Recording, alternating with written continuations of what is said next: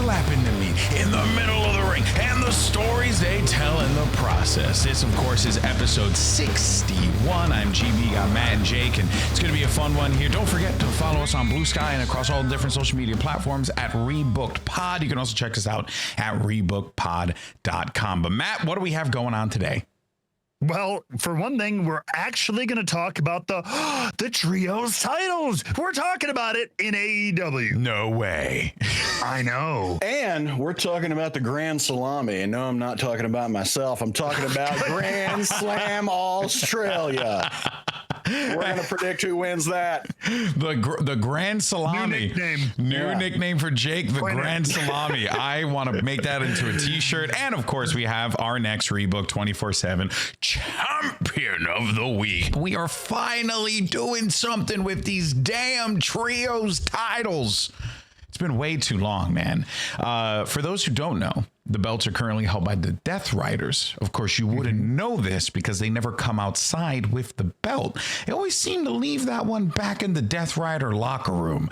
But this time around, Jake, it seems like they finally have a challenge. They've been building to it, well, not the Death Riders, but building this trio, and it was the Undisputed Kingdom. So it seems like Adam Cole might get some gold. Are you down with that?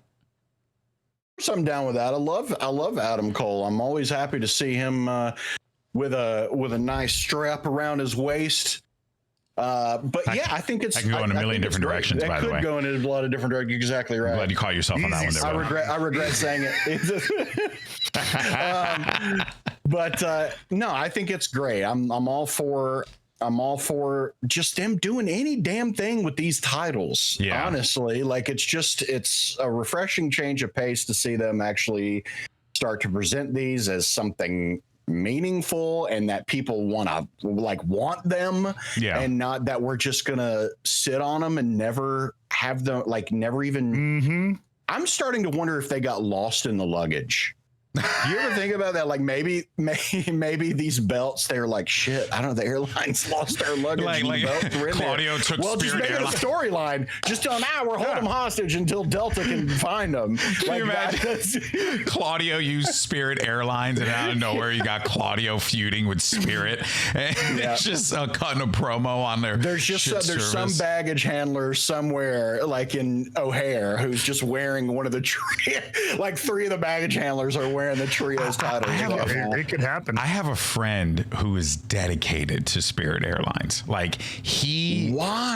He says is he suicidal? Well, here's the thing. He says that it is a perfectly fine airline to use, as in the planes don't fly out of the sky, which, now in this day and age, I don't know if you necessarily want to trust that assessment. Yeah. But he was but they are also very obvious. They're very upfront with you that you're not going to get anything for free.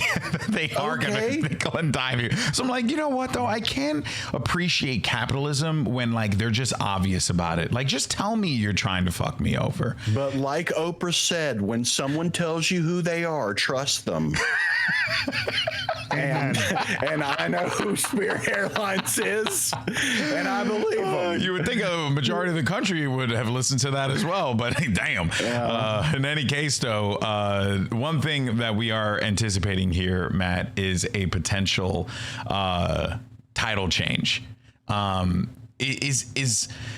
Look, let's not beat around the bush. I'm fine if they fucking take the belt off the Death Riders and we just move on with our lives. I don't need a storyline. I don't need anything meaningful. I just need the belts off of those guys because they're way better without them. Do you think that's something that could happen, or do you think maybe you put some meat on this bone and push it out a bit more, stretch it out? I think I tend to agree with you. I think that, again, the most interesting thing around the Death Riders lately has been everything around them. I feel like themselves, outside of a couple of promos from Mox a couple of weeks ago, which were pretty damn good, we're in this cycle of it's the same thing. They cheat, they attack, despite trying to be the toughest guys in the company. So I think, ready for some good guys to have these trios titles, to have that kind of fighting champion mentality. Maybe we get the ranks, because I will say, and this will be a theme throughout the episode for me, I think this is one of the best weeks of AEW television in a long time. Oh yeah, between the two shows. There is a lot of good that has happened. And while this week in particular was good, it's because there has been some groundwork laid before. It was just a little bit more inconsistent, but now it's coming together. The trios match we saw in Collision this week that prompted this. Like, Mm-hmm. That there are some good trios in the wings that look, I was not that interested in Shane Taylor Productions a couple of weeks ago, month or two ago. I knew they were there. I know they're all good, but it was like, they've been on ROH. They haven't really been on AEW TV. I want to see more of them now, thanks to the last couple of weeks. Mm-hmm. I mean, even Garcia and then Magic and Angelo or whatever. I want to see maybe that's a thing. You know what I mean? Yeah. And they've been perfect in that role as well. Like they've been the guys who are like, oh, people know who they are, but like they're really they're fine taking like these crazy bumps and getting hit and putting these other guys in a position to make them look like really good. And also like to continue to prop up Daniel Garcia as well, which I think is like a big deal, because it does feel like, at least for Shane Taylor Promotions and like what they're doing there, that we could end up seeing Shane Taylor maybe challenge Daniel Garcia for the TNT title, which I would really like. And I think that is a great match, because there's such different wrestlers, but they're both so freaking technically sound that it's going to be an incredible matchup. And it's good for both of them. If anything, it's like good that it's establishing the TNT title as like the belt that you want to fight for when you come out of the Ring of Honor system, so to speak. Like I'm seeing the direction that AEW is building up toward. It's good. So are we okay with Undisputed Kingdom winning the belts tonight? I'm more than okay. I'm gonna say it gets the Drama King stamp. Oh, the stamp of approval. Okay, if this is a thing, I need to make a graphic for it. Hold on a second. You've got enough work on your plate. You don't have a lot. Yeah. Hold on a second. I gotta write another note. The Drama King Matt stamp is too good. Let's not do a Grand Salami stamp. That we will get taken off of YouTube and demonetized so fast. What we gotta do is I gotta get like sound effects so that, because like I could make it where like I just go like salami. And then I could just for his stamp. And then I could just go salami. I think I can like make the sound effect myself, but I gotta do it now. Now you guys are getting the brain spinning. Anyway, that's the thing. That's a problem for future GB to decide who wants to make the show better. I know, right? It's quite problematic. Better is that word's doing a lot of heavy lifting. We'll see what happens with the trios titles tonight, but all eyes, everything is focused on AEW Grand Slam Australia. Our dear Aussie friends are getting not a pay-per-view, they're getting a TV special event.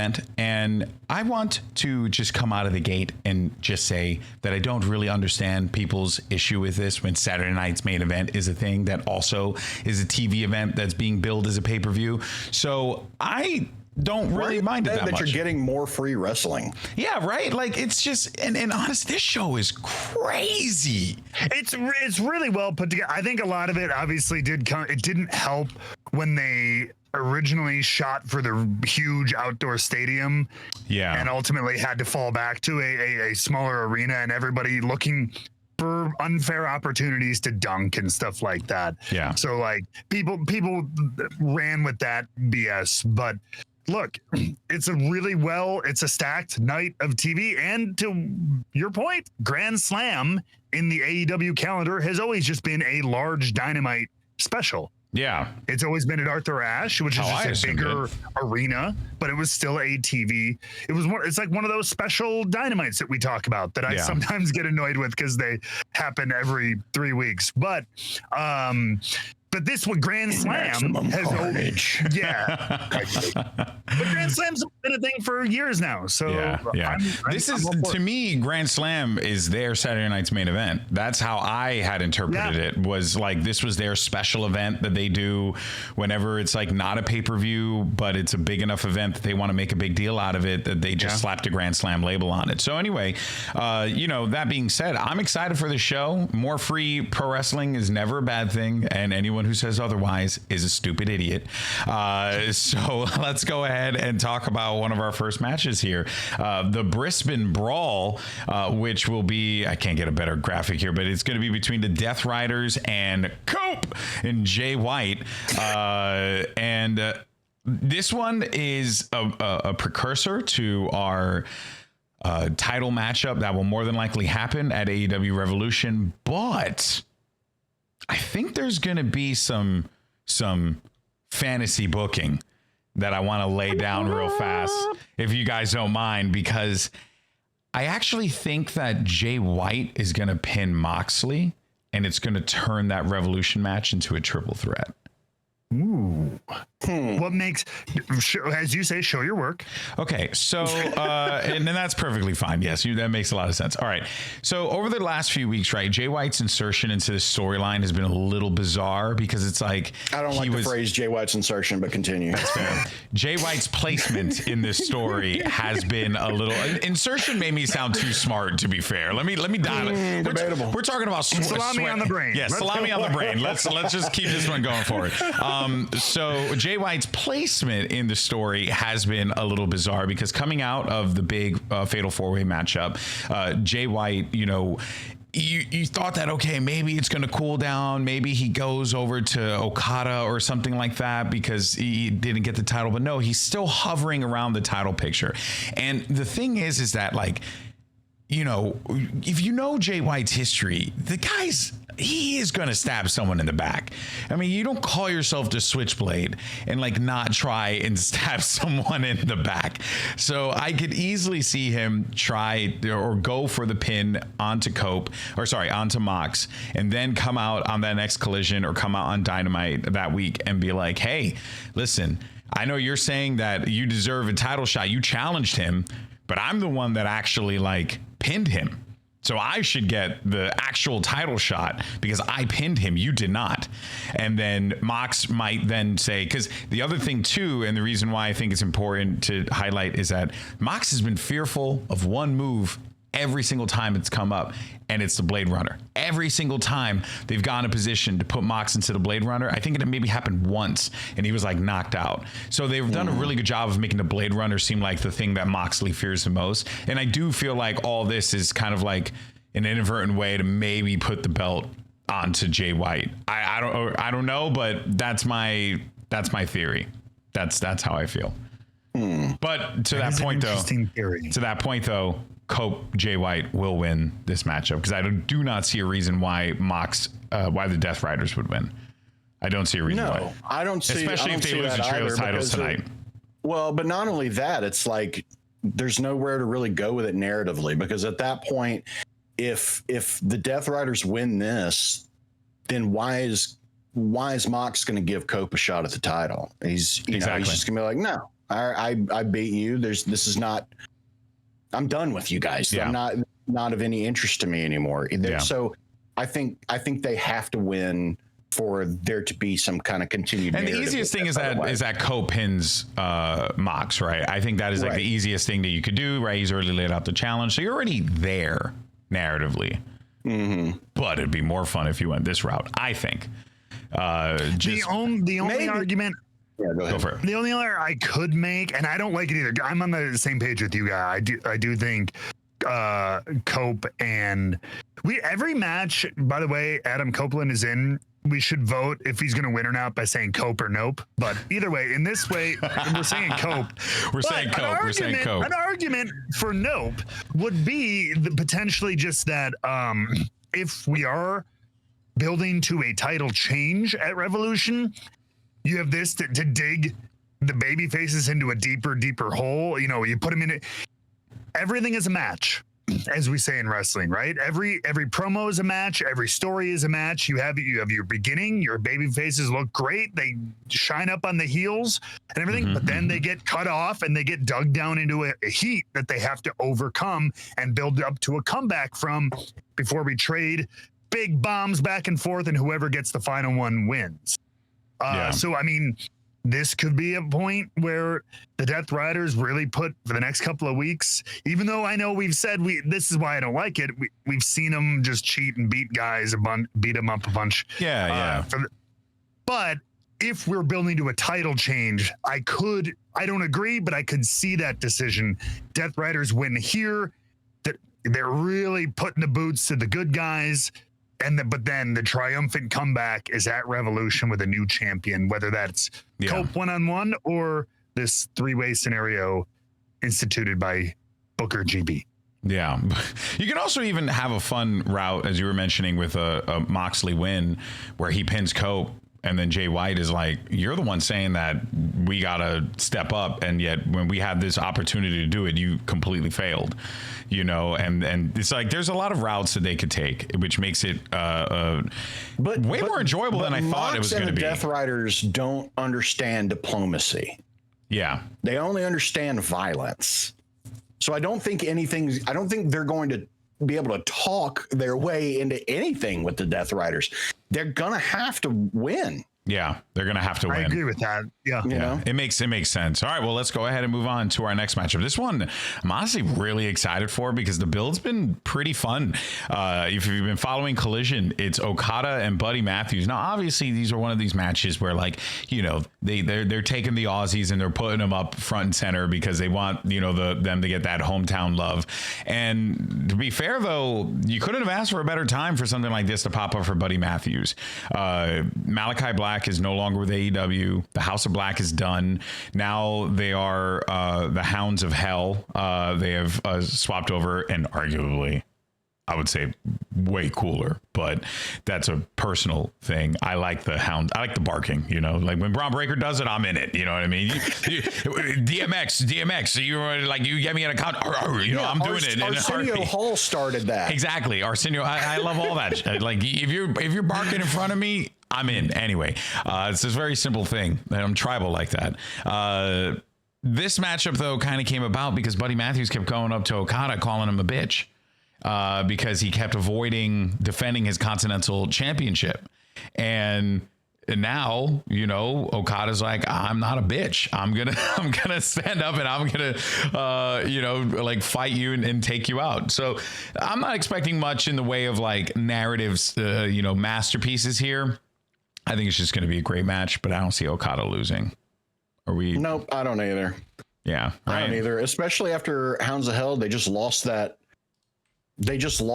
like warm-up match to Takeshita and Fletcher on Dynamite last week. So it just doesn't seem like a whole lot of build for it. Like you said, it's just a hometown thing, which is fine. I'm not mad at it. Because I think the Hounds of Hell are going to go tag. There will be some close calls, and there will be some, you know, near falls, and it'll be a good match. I agree. And the thing is, there hasn't been like, there's been some build, which is cool, but it's not been super long. I don't think enough to yet justify a title change. But that said, again, pointing to a good couple of weeks at TV, this has been a nice, even these little snippets, these little backstage promos that have been nice little snippets to see Buddy Matthews not be a muscled guy behind Malachi Black or behind Seth Rollins or behind a guy who can go in the ring. I think a lot of people have always known he's an incredible athlete, but like we don't really get to see him. But just to see him even just cut a little bit of a promo, have these face-to-face confrontations with a top guy like Okada, that immediately raises his profile. Yeah. And so like, I love to see that. It's a way for him to branch out. And I do think that we will be idiots if we don't go to Hounds of Hell versus Hurt Syndicate for the tag titles. That will be an absolute barn burner. Can you imagine Buddy Matthews and Shelton Benjamin in the ring, same time, doing God knows what, because these guys are freaks of nature athletes. Like it just really cool stuff. Bobby Lashley versus Brody King. Oh my God. Like, it just writes itself. It will be so good. Two completely different teams. Julia Hart and MVP on the outside. Dude. Yeah. Julia Hart being there. Like, man, that genuinely does excite me. Like all that is exciting. Really, like I think this is going to be a fun one. But again, as in the context of this matchup, don't expect Buddy Matthews to win, but expect Buddy Matthews to have probably the best match of his career. Didn't Buddy have a great match on a pay-per-view in Australia when he was with WWE. I felt like I believe a cruiserweight title match. Yeah, it was something, and it was a awesome. banger. Like it was a banger. Yeah. Wasn't that with Drew Gulak or was that? I feel like I don't know. I don't remember who. Because I remember there was a point in time where he came back and he was fighting Drew Gulak a lot, and then he fought. I know he fought Enzo like once or twice. It's still crazy to me that they put him in the fucking cruiserweight division. That will always shatter my brain. It's like, tell me you dropped the ball with this guy without telling me you dropped the ball. Like, he's so freaking insane. Super Showdown 2018 versus Cedric, he defeated Cedric Alexander to win the Cruiserweight Championship. That's right. That was a great match. Yeah. Dude, that whole division was pretty awesome. It was very slept on, but it was pretty awesome. Yeah, and that's the thing. Like, and when I say like it sucks they put him in the Cruiserweight division, is because they put no resources into that thing. Like, they put the bare minimum that they could into that, and that was depressing. But yeah, in any case, so let's move forward here. Honor. Yeah. Oh, yeah. Well, sure. All right. Let's go ahead, though, and discuss our next matchup, a tag team match. It is quasi-related to what we had just witnessed, which is, of course, Will Ospreay, Kenny Omega versus Konosuke Takeshita, your international champion, and Kyle Fletcher. Don Callis family scored that big win against the Hounds of Hell, so they're coming into this one, you know, with a little bit of hey, look at us, we're a good tag team. I don't really know what is gonna happen here, because honestly, and it comes down to these four, you can go any direction, doesn't really like matter. So I don't know like what the prediction will be here. I could see Kyle Fletcher scoring a pin onto Kenny Omega. I don't think there's any way, but I don't see Kenny Omega losing. And Omega lose. I don't. It's Kenny Omega's first match back in AEW, right? Basically has plot armor. Oh, is it? It's Kenny Omega's first match back. It's Kenny's first match back. Yeah. It's got to be that. Honestly, because honestly, I forgot about that fact. Outside of that, I would say the opposite. I don't think there's a world where they should win, other than it's Kenny's big match coming back. Okay, that's fine. But Kenny's the type of dude that he's fine losing. Even though his comeback match was kind of Wrestle Kingdom. I know, again, outside of it, and that was a barn burner. Yeah. I mean, if I'm Kenny in this case, I'm like, I'm okay losing. Like, I just saw that Tokyo Dome. My thing is, I feel like this is it's a bit of a cliche, but I think this is a classic thing where like him and Will Ospreay, they were like a little tense, but they've come together. But I think this is one of those moments where it backfires on them. And I think whether this leads us to another Will Kenny match, I don't think somebody turns heel, but I think there's a miscue. I think they don't gel as well together as they thought they would. Don Callis and fam capitalize, and I think it leaves Kenny and Will in a different place, which I think is better. Okay. Where I think they end up butting heads. I feel like possibly if we don't take the title off the Death Riders and Mox at Revolution, if they're really committed to it, like it seems like they might be, I feel like All In Texas is your next big show. Out of this, you get something leading to like a Will Kenny #1 contender match. Likely Will wins, and then he is the hero AEW needs. Whether or not he's the one they deserve is up to you. That kind of thing, because we've gone all this back and forth, like since the Death Riders started. Is it going to be Darby? Is it going to be OC? Who's going to save AEW from these fiends? Is it going to be Cope? I don't know. Yeah. Will is that one guy who's had enough stock put in him that like everybody would buy it and get behind it. So maybe we're waiting and building to that, and he hasn't won the world title yet. All In is right around the corner. He's now been in the company over a year at that point. It's kind of enough time to ingratiate him, et cetera, et cetera. I feel like that could be the grand plan, but that is kind of spinning my wheels. Yeah. I like where your head's at with that for sure, though. And for even with with Will kind of being heralded as like the second coming, right, for them. And it's very clear this is like the direction that the company also likes to prioritize for a lot of their like stars. You know, this that style of superstar, right? You're starting to see it develop even more so within AEW. You got your Ricochets and your Swerves, and your Kyle Fletcher's. Like this whole matchup. I mean, these four guys literally embody the let's call it the American or Western New Japan style of like strong style, Western strong style, if you want to say it. Because I feel like that's what it is to an extent. Because am I crazy? I feel like I notice it sometimes where it's like their style is just, you watch WWE and it's just a completely different well, I mean, all four of them wrestling literally developed in Japan. Like they all reached their, and before AEW or whatever, their biggest success from Japan, whether training or just working there or whatever. So it makes sense. Jake, where you land on this one? Who do you think's winning? I just don't. I mean, I find it hard to believe that Kenny Omega and Will Ospreay are going to lose. I just like Will Ospreay seems to have plot armor in AEW. Now I know that he's lost he lost a couple matches, Continental Classic and whatever, but if we were still keeping records, I mean, his record is great. Sterling. Yes. So I it's just kind of I'll believe it when I see it if they lose kind of situation. I would continue to pick them. At the same time, I can see the Don Callis family getting involved in some capacity, because how could they not? I think they just need to skip the pleasantries and just have a screwdriver match. Yeah. Well, Jake, it's funny you ask. What do you mean if we keep records? This is 2025, baby. And a quick Google, which I just shared in our channel. Okay.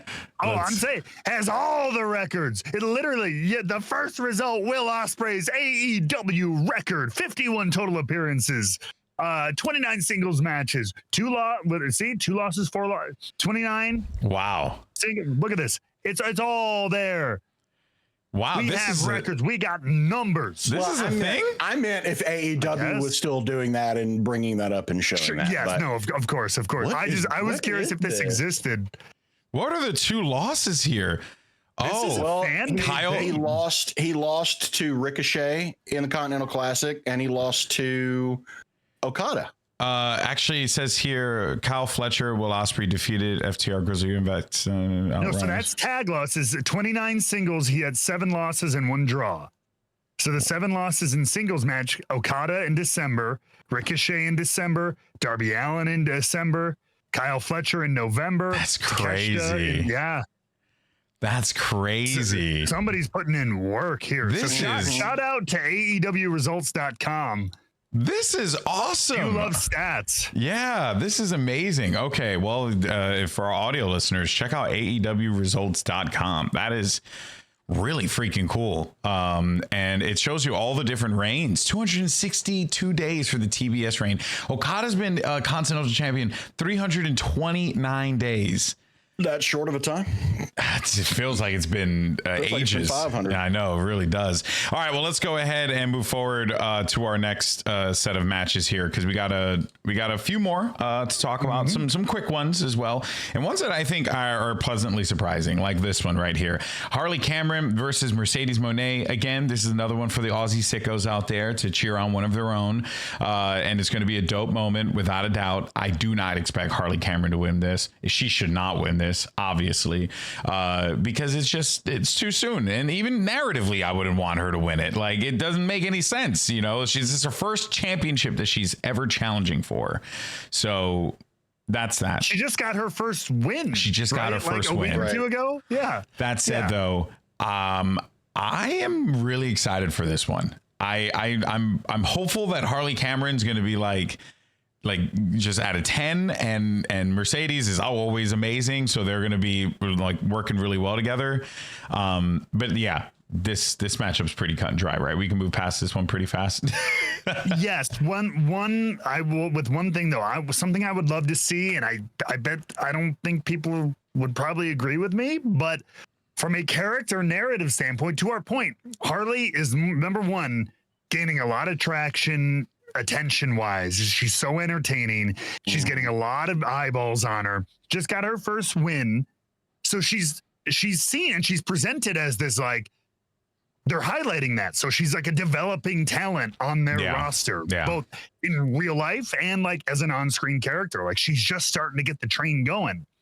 So to defeat this huge champion, no, I think doesn't make sense. But also, I want her to be at a 10 as a performer.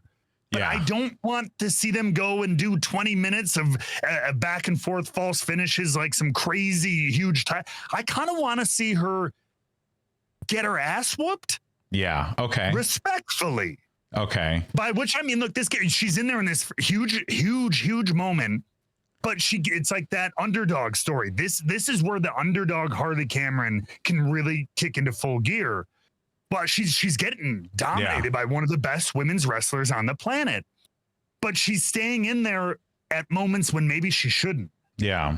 Like, Mercedes is ragdolling her, but then hits her with something that should put her away, and she kicks out. Like, that should be the story of, like, are you kidding me?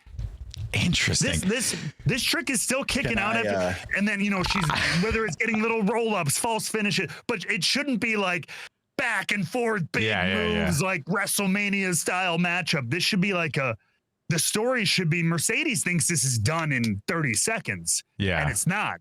Then it should be done in 5 minutes. And it's not. And then it should be done, you know, blah, blah, blah. Eventually she gets it done, but it was like, that was a lot harder than it needed to be. Than it should have been. Can I do a bit of ridiculous fantasy booking here? Oh, you don't need to ask, buddy. Fantasy booking activated. I like that idea, and I want to add something really stupid on top of it that to me is very, very. Oh, I twin magic with the puppet.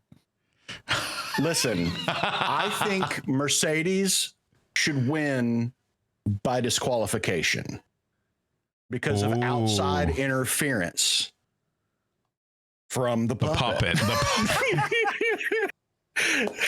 Imagine a moment where the puppet has on brass knucks. She puts the puppet on, hits Mercedes with it, pins her 1, 2, 3, but then the official sees the puppet laying next to her.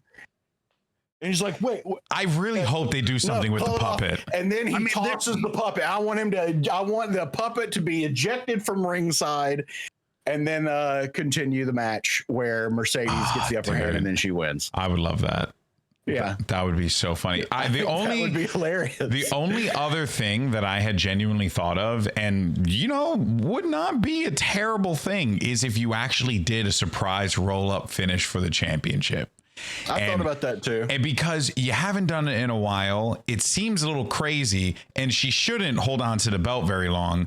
But I think, like, it should be more about Mercedes Mone underestimating her opponents rather than Harley Cameron getting a quick one. I think you could really tell a fun story if you went with it that route rather than like, because then at that point, like, you could use it as an opportunity to like reset Mercedes Mone, because the belt collector stories always end in a weird way because you never really know when you're going to pull the trigger and who's going to be the one to benefit off of it. Well, who better to benefit off of it than the person that's like your quickest rising star in AEW and your women's division? You know, and the thing is that I'm not just saying like, oh, she should get it because she's like the best wrestler in the company, because I think even Harley Cameron would say that that's not the case. But when you think about the story, it would be so fucking good and weird and different. But, you know, that's true. It may be a little too weird, maybe a little too different. Let me ask you this. Is there, and this is a transition to the next and final match. Yeah, good one. Is there a world where the result of this match informs the result of the main event? Do tell. Ooh. Well, I just mean like, is there a world in which, let's say, Mercedes drops the belt and maybe Toni Storm wins it back, and then we finally start a program between her and Mercedes. I actually, and here's how I would like to see them do it if they did that, because hold on a second, we're cooking, baby, we're cooking fantasy book in this episode. All right, so here's what I would like to see. I'm curious to see what you guys would think about this.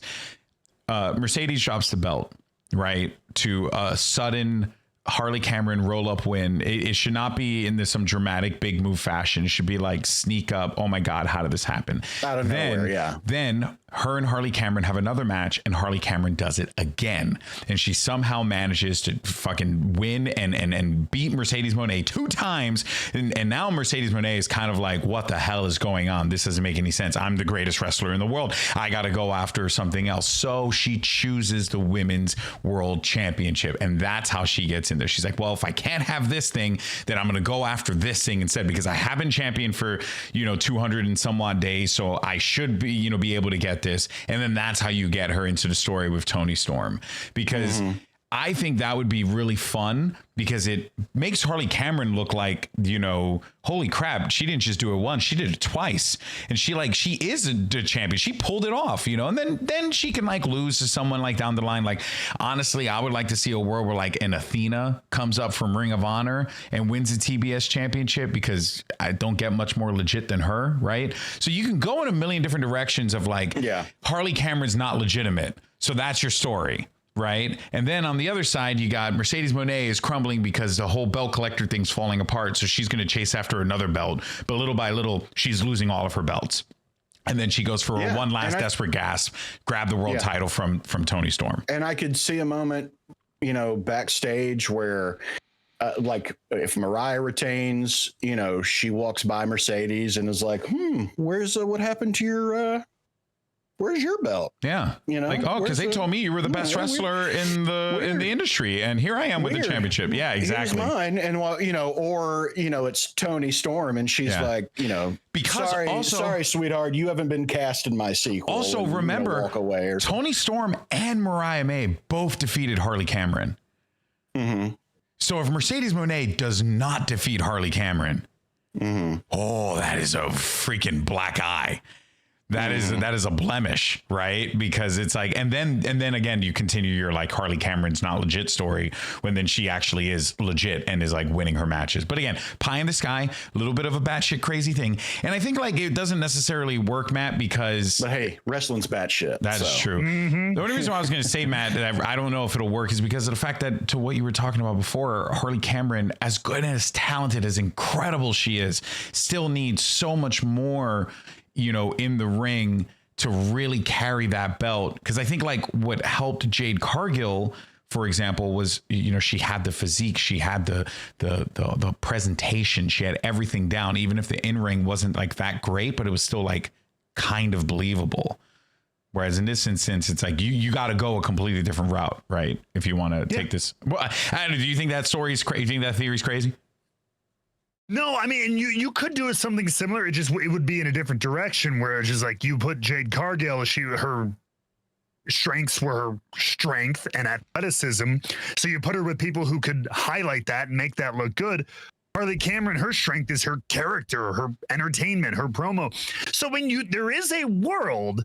I had this is supposed to be a 2-minute topic, and we're here in minute 6, but where again, you want to say the slip on a banana peel, lucky roll up pin, and then do you tell a story? Again, it's wrestling. It can be crazy. I don't think you could go on for 6 months with it, but she keeps falling into victories. Yeah, in her title matches. Yes. Yes. Even if literally the type of thing where it's the heel hits their head on something and she rolls them up and God, I did it again. Just a horseshoe up her ass, lucky. I think somebody gets knocked out and she literally is knocked out but falls on top of them. Who's doing that? Who's doing that right now? Everyone's telling the same fucking story. I want to be the best. I want to win. And it's the same shit. And it's and it's okay. Sometimes it's great to have people who want to be the best that there ever was, no one ever was. But sometimes it's also nice to just have fucking weird stories, weird stuff. Weird stuff. What if it was what if she was the Kansas City Chiefs of AEW and keeps benefiting from stupid calls by the officials? Oh my God. Or you know, yeah, just in some way is finding these ways to win. Because one of the things we always talk about is the you know, the champion's journey, right? Of how hard it is to stay on top. I think it's really interesting. I think it'd be really interesting to see her every week where she's just like, how the hell am I doing this? Do you know, like, I have another match. I have to defend this belt again. Why can't I be like Okada? He never defends the belt. You know, like that kind of stuff would be so entertaining to watch. Give me that in spades. All right. Well, that is a great opportunity for us to move on to our main event, which is the old graphic. It's Timeless Toni Storm going up against Mariah May. We've covered this extensively on Rebooked. This I would even go as far as to say the two feuds that I think have defined our little show is the WWE pivot and the Toni Storm story, because these are like the two that we have latched onto the most over the course of the you know, Rebooked's lifespan. And it's nice. It's finally coming to a head. This is it. This is the final confrontation, one has to assume, you know, for now, between Toni Storm and Mariah May. Too like approachable in that photo. I know. That's like her original vote. Same with, shouldn't we change the graphic by now for Toni too? I know. Back, right? I know. I gotta find it. Hold on. I'll look for another one. But anyway, while I look for the graphic, let's talk about this matchup here and what are our expectations for it and what are we hoping to see happen? Because honestly, look, Mariah May's had a great run as AEW Women's Champion. Not the most like star-studded run, but it has been a good run filled with good matches and she's had good moments. It was a very like, you know, Seth Rollins' first WWE title reign is kind of how it felt, you know. Sure. Now here we are, you know, Toni Storm is rejuvenated herself. She's back to the Timeless era. Is it time to get that belt back onto Toni Storm? Is that the right direction for this division? Forget the story, for this division to take, because I feel like it is. Curious to get you guys' thoughts, Matt. I think both. I think it's good for the story for her to win, and I think it's good for the division if she wins. I think you have some strong heel characters coming up in the women's division that you could work with Toni, and Toni can work with anybody. Again, another really good, the build up to this. I'm happy to say, while I was kind of wrong about the initial thing, I will say the initial reveal, the switch back to Timeless, I would have still liked things executed a little differently, but in the subsequent weeks, I've loved the way she's played it, the way she's explained it actually a lot. And it just goes out of, it just points further to her incredible talent and everything like that, and just grasp of this character. So I think it's the right move. There sometimes you just do the paint by numbers thing. It's perfect. Is more than good. It's great. There's a reason you should be painting by those numbers. You know what I mean? Hometown. We built her back up to this title match. First big show in Australia. Why not? Close the night out with that. Why the hell wouldn't you? Yeah. And there is always going to be that, you know, you're going to get the big pop. You're going to get the big moments. You're already in it. So you might as well just, you know, pull the trigger, get it done. Here you go. Graphic found the right one here. Although Mariah May still very unassuming. It's still like her original photo. I feel like it hasn't been up. They just put a belt on her rookie photo. And I love it. But I think everything you said, you know, is exactly how I felt about it. Outside of like, I kind of was all right with the way that they ended up doing everything, purely because it's like, I just wanted to see how they let this story unfold. You know, like I realized that when I was like, when I had shopped it in my head a little too much, where I was like, they should do this, and then they should do that, and then they should keep the story going for another 3 months, and then and it was like, at this point, I'm like, no, I'm okay if we just move on. It's like Roman Reigns in a Bloodline. It's like, guys, we got everything we could out of this shit. It's time to move on. It's time to do something different. Jake, does this lead to Mariah winning, or can you see Toni Storm? Or sorry, does this lead to Toni winning in your eyes, which we did talk about, or what would be the version of Mariah May winning, if you could think of that? I mean, we forget how conniving Mariah May is. Yeah. I have to think that she is going to have something up her lack of sleeves, I guess, due to her ring gear. But I have to think that she's going to have something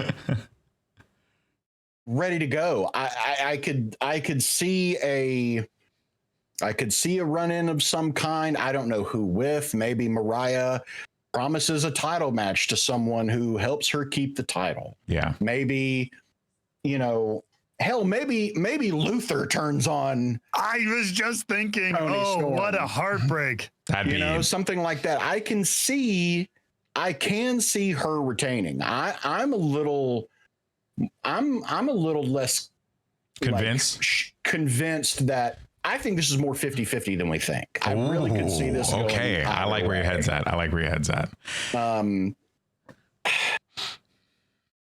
I just feel like oh man, that's so tough. I really think I could see Mariah coming out of this thing still champion, and Toni saying, no, I want to make people pay to want to see Toni take the title off of Mariah. I could see him thinking something like that, and going to Revolution, because just still, like, I didn't know where we were going to go with it after she revealed herself. But when she came out as Mariah May in her gear and in her exact make, I was like, holy shit. The mannerisms were there too, man.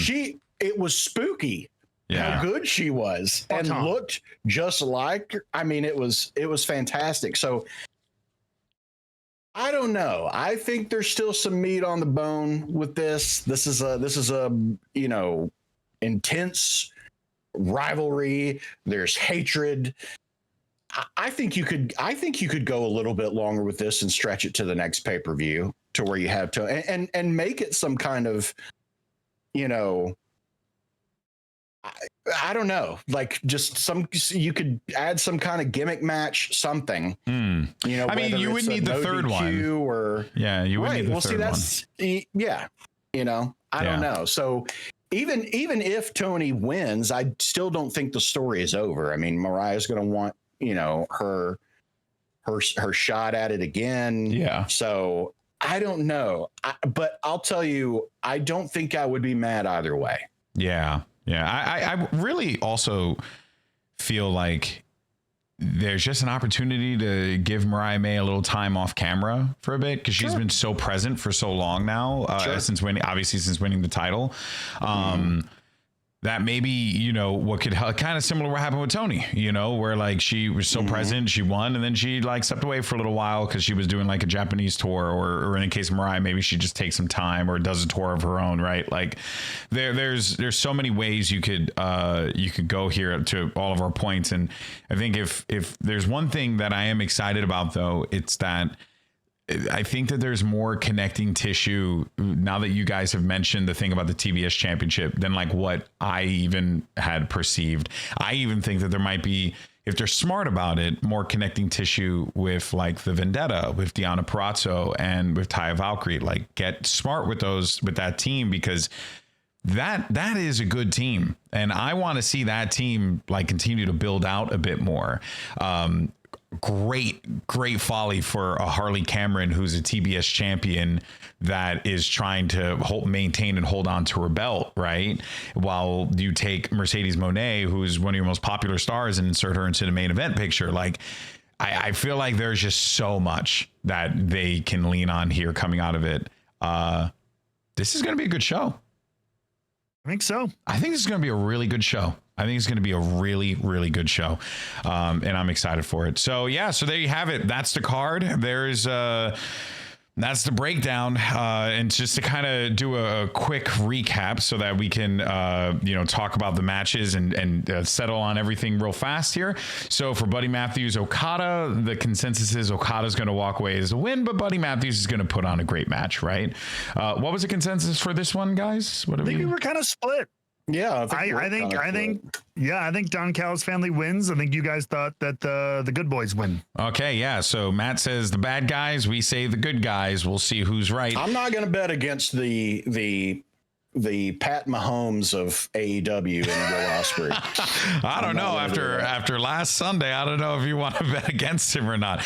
Now this matchup, you got. Honestly, I'm now sold. I'm bought in. I worked myself into a shoot, as they say. So I will be picking Harley Cameron to win this matchup and become the new TBS champion. Oh my God. This is, if it happens, I would be a genius. Could be wild. We settled though. Mercedes Mone, I think, is a consensus though. Generally the consensus, but I'm a sicko. Then for this one, Death Riders, Cope and Jay White. Jake, it makes sense that it's Cope and Jay White, right? That's what we said. Yeah. Okay. I think generally we were all on that. We tried to make an argument the other way, but generally I do think Cope and Jay White wins. Yeah. Okay. And then of course for our main event, we didn't settle on who we think is going to win. I don't know. I'm going to say Toni Storm. I think so. I think we're generally leaning that way. Jake, though, I think to his point, I think there is more on that 50-50 table than we're giving all of it credit for. Yeah. I feel 60-40 Toni Storm. Sure. 60-40 Toni Storm. I like that. That takes us to the end of the show, which is the greatest segment of all time. Rebooked 24/7 Champion of the Week. Of course, the segment where we talk about the person, place, or thing that brings us the most joy in the world of professional wrestling, or even outside of the world of professional wrestling. I'll go first, if you guys don't mind, because mine is quite simple. Because as of recording this, a very significant thing has happened in the world of professional wrestling. One of my favorite wrestlers across the board. I have enjoyed this guy for years, is now on NXT. Shout out to absolute Ricky Starks, who's now a part of the NXT team. And also shout out to this guy who is just not really sure what to do with his hands in this moment. He is absolutely entranced. I don't know if she is not impressed by the absolute one. We'll have to get that. She's upset that this person's in. Is enamored. Yeah. I mean, look at this guy. This guy's just blown away. Can't believe what his eyes are seeing here. He's like, whoa, it's Ricky Starks in the Impact Zone. I mean, they wasted no time. The day after he was released, they didn't give him music, a logo, merch, nothing. They just said, sign here. Here's a microphone. Go. And we don't even know if he's going to use his name or a new name, or they didn't even think about it. Yeah, they just said, get here. Yeah. I mean, it goes to show you how good he is. You know, I mean, look, we don't talk about, drama and dirt sheet stuff here, so it's not a thing I will dive into.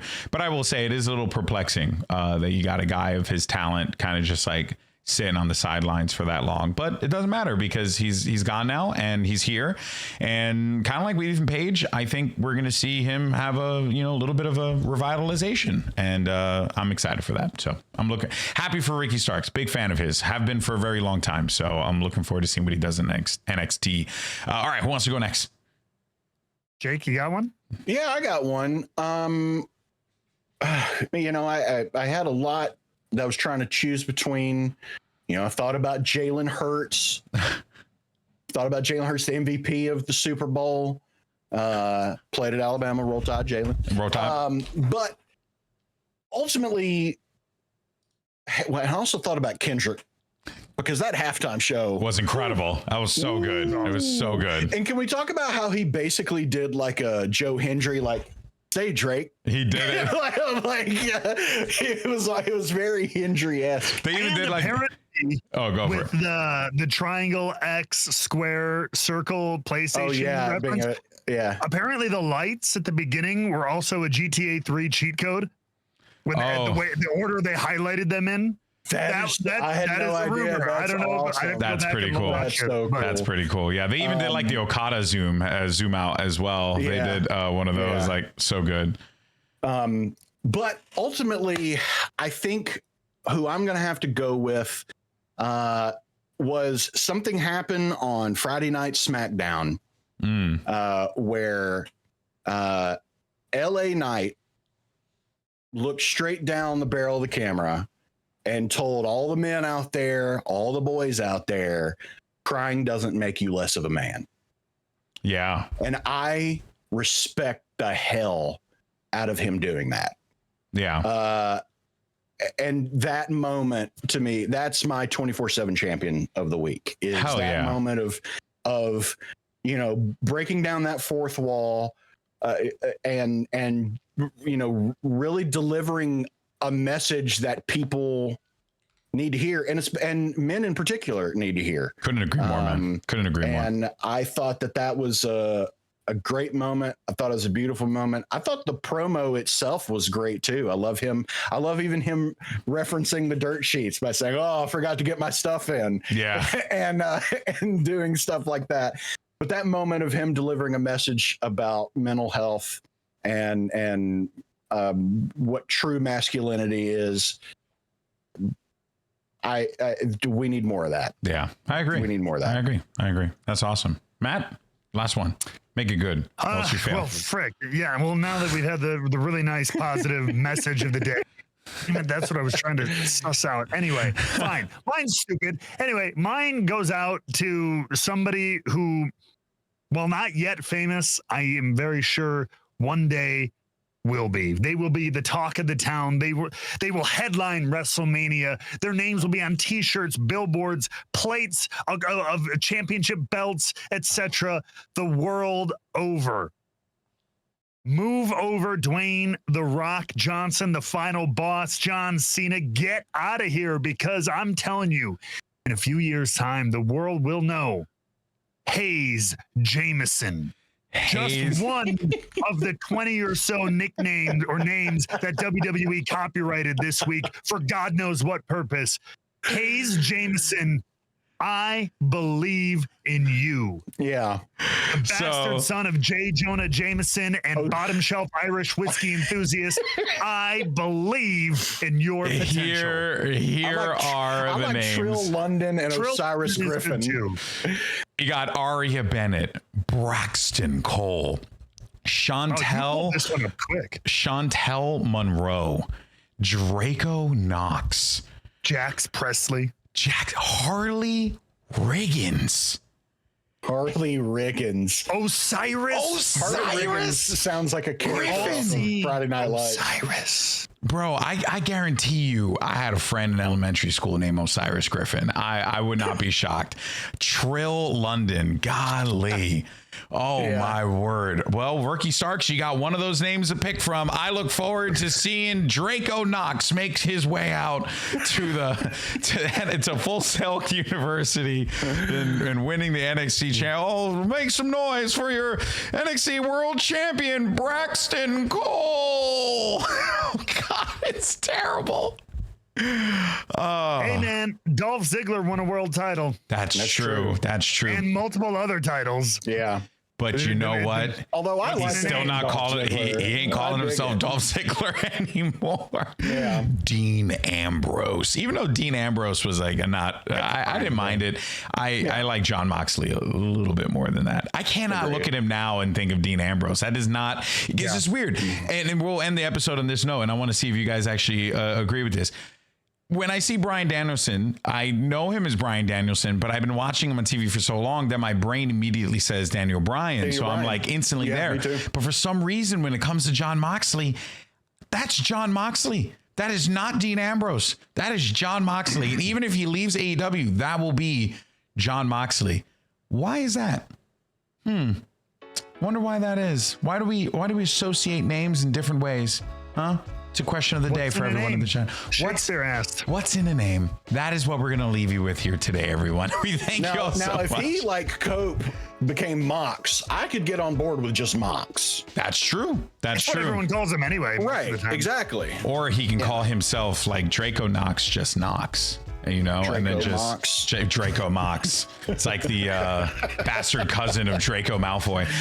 In any case, so guys, thank you so much for tuning in. We really appreciate it. Don't forget that you can check out Rebook on Friday as well when we drop our Friday episode where we're going to be covering everything that's going on in the world of WWE. But that is going to do it for us. We thank you so much for tuning in, and we will catch you on Friday. Take care, everyone. Peace.